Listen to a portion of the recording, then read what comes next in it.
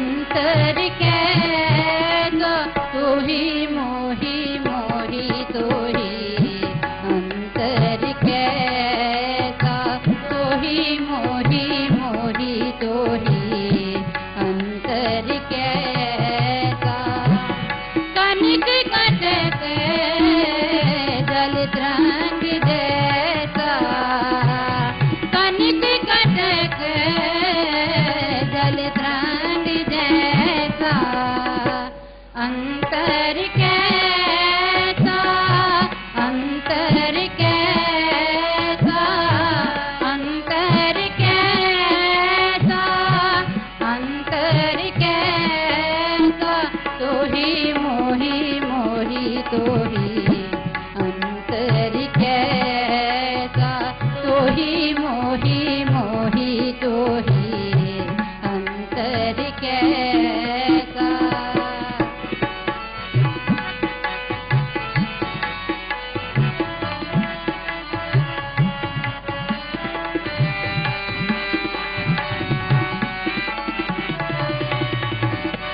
जो पे हम ना पाप करंता आहे अनंता आहे अनंता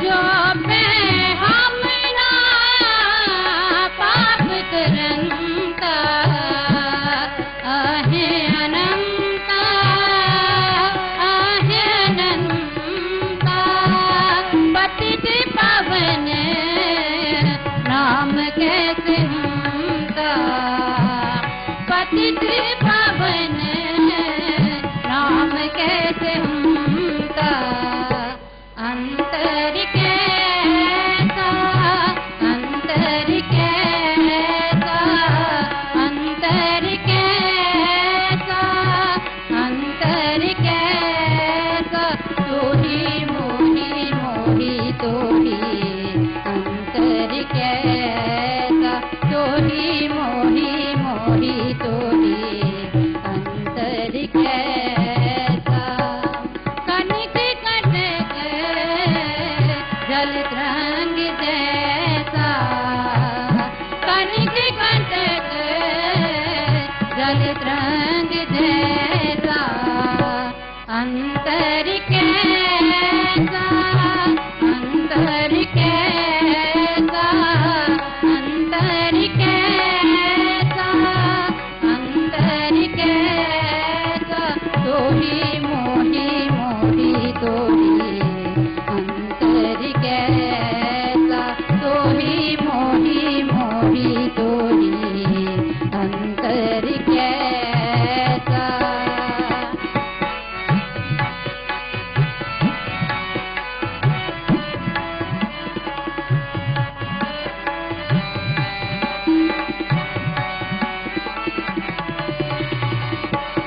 तुम जो नायक आछो अंतर्जामी अंतर्जामी तुम जो नायक आछो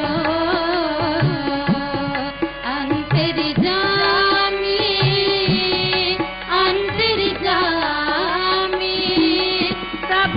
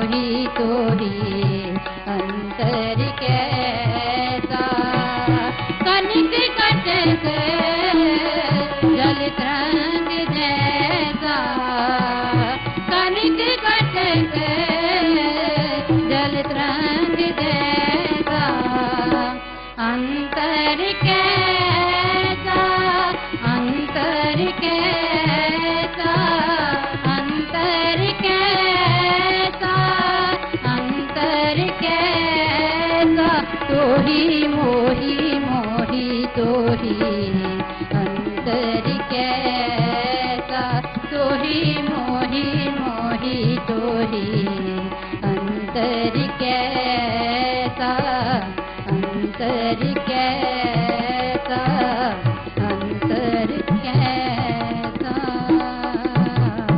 वाहिगुरु जी। वाहिगुरु जी का खालसा, वाहिगुरु जी की फतेह। आप संगतां नूं गुरु शब्द नाल जोड़ रही सन बीबी दिलजीत कौर ते उन्हां दा रागी जथा। सारियां संगतां वल्लों बीबी दिलजीत कौर ते उन्हां दे रागी जथे दा बहुत बहुत धन्नवाद। साडे अज दे इस समागम विच साहिबजादा बाबा फतेह सिंह जी तरना दल दे मुखी जथेदार बाबा गुरदेव सिंह जी उचेचे तौर पर शामिल हुए हैं।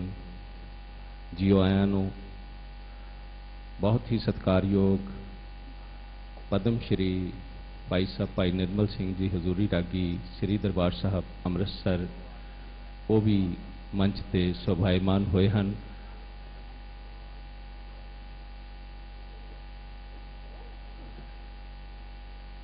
बीबी रजनी ठक्करवाल जी, श्री हरभगवान दास जी बदन इंग्लैंड तो वो भी साढ़े अज के समागम विच उचेचे तौर पर पहुंचे हैं। जीओ आयां नूं।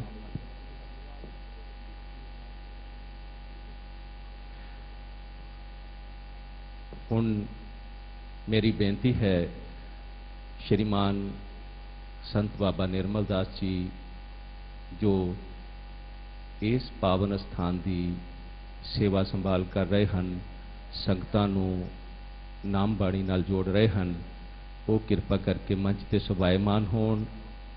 आप संगतां नूं गुरु शब्द नाल जोड़न।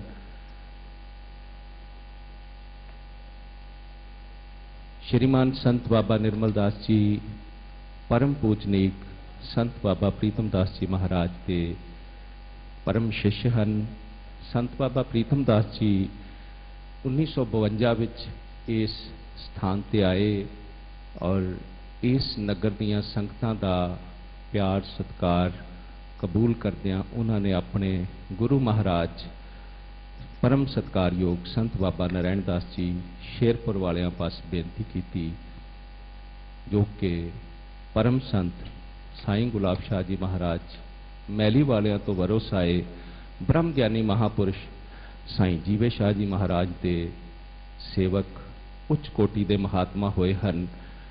संत बाबा प्रीतम दास जी महाराज ने इस पावन स्थान ते जिस समय अपना आसन लगाया ये उजाड़ बियाबान सी और इन्हां दे आसन लगन तो बाद इस धरती नूं भाग लगने शुरू हो गए। थोड़े समय बाद भारत सरकार ने इस स्थान के सामने एक नहर का निर्माण करना शुरू किया। सन 1954 विच बाबा जी ने इलाके दीयां संगतां दे सहयोग नाल एक इत्थे जो बहुत डूंगा छप्पड़ सी उस दे स्थान ते सुंदर सरोवर का निर्माण करवाया।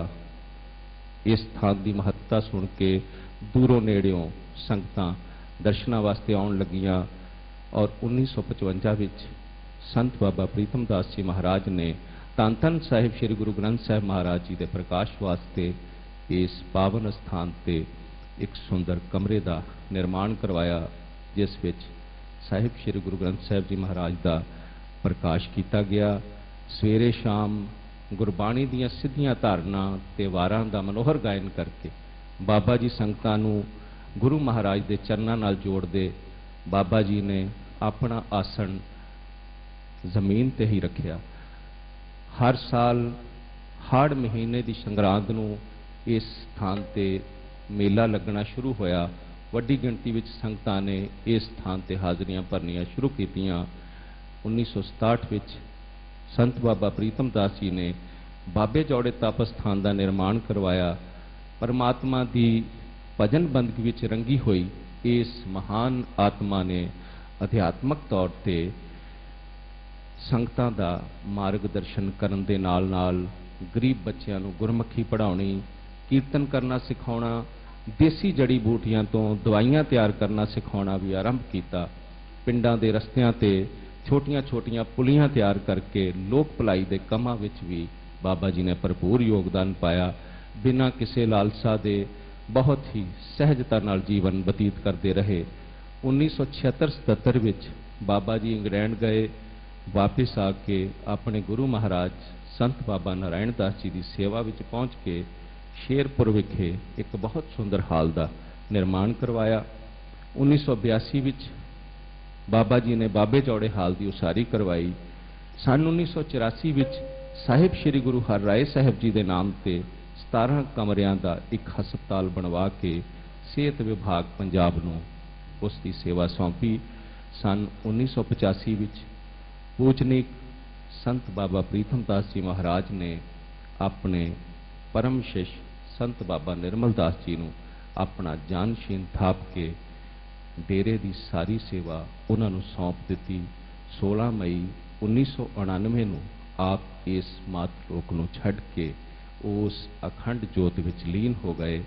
ਆਪ ਜੀ ਵੱਲੋਂ ਆਰੰਭੇ ਗਏ ਅਧਿਆਤਮਕ ਤੇ ਸਮਾਜ ਭਲਾਈ ਦੇ ਕਾਰਜਾਂ ਨੂੰ ਆਪ ਜੀ ਦੇ ਪਰਮ ਸ਼ਿਸ਼, ਆਪ ਜੀ ਦੇ ਜਾਨਸ਼ੀਨ ਸੰਤ ਬਾਬਾ ਨਿਰਮਲ ਦਾਸ ਜੀ ਪ੍ਰਧਾਨ ਸ਼੍ਰੀ ਗੁਰੂ ਰਵਿਦਾਸ ਸਾਧੂ ਸੰਪਰਦਾਇ ਸੁਸਾਇਟੀ ਬਹੁਤ ਬਾਖੂਬੀ ਅੱਗੇ ਵਧਾ ਰਹੇ ਹਨ।